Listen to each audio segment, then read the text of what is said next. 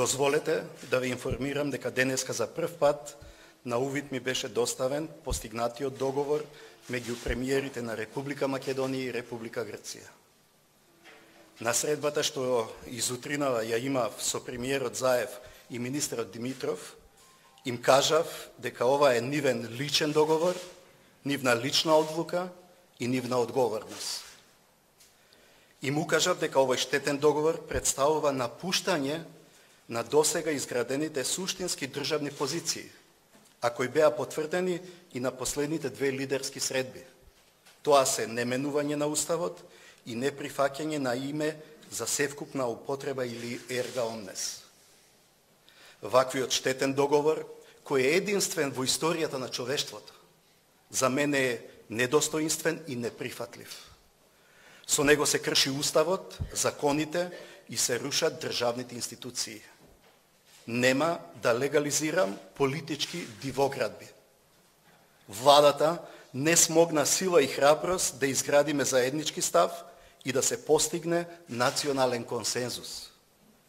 Целиот овој преговарачки процес се одвиваше несериозно, неодговорно и нетранспарентно, зашто сведочи и крајниот резултат. Почитувани граѓани, текстот на договорот е поразителен за Република Македонија. Со него не се предвидува само промена на уставното име, туку промена на преамбулата, како и на сите членови од Уставот, каде се спомнува името и термините произлезени од името Македонија. Дали е патриотизам да се менува преамбулата и да се избрише државно-правниот континуитет на Република Македонија, Крушевската република и јасно? Дали е патриотизам бришење на членот од Уставот за заштита на македонското малцинство во соседните земји? Дали е достоинствено да се информираат сите членки на Обединетите нации дека сте го промениле уставното име?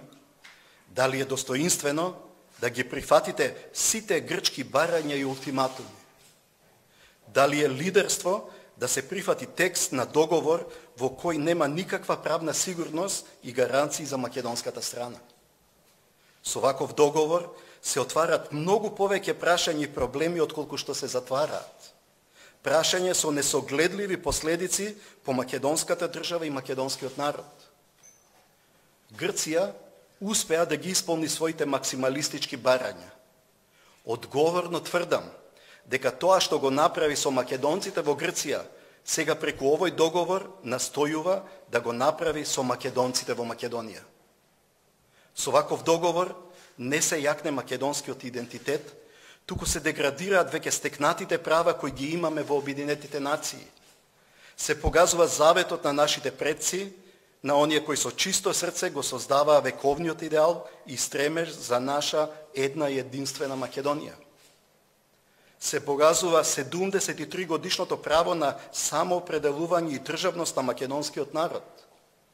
Се брише 27 годишната историја на независна македонска држава. Се што е свето за Македонија е погазено, а правото и гордоста на неродените да бидат македонци им се ускратува.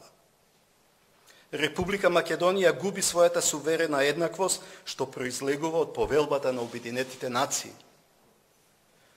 Повикувам да се престане да се злоупотребува остварувањето на нашите стратешки цели и определби.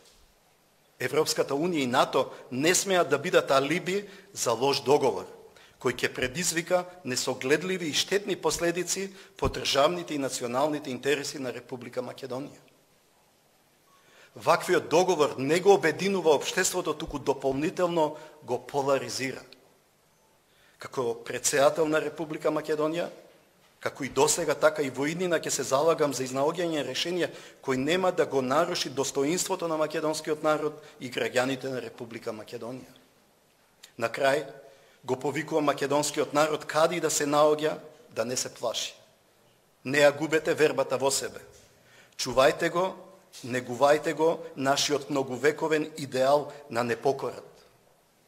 Мојот став е конечен и нема да ме поколебаат со никакви притисоци, уцени и закани. Нема да поддржам и подпишам ваков штетен текст на договор.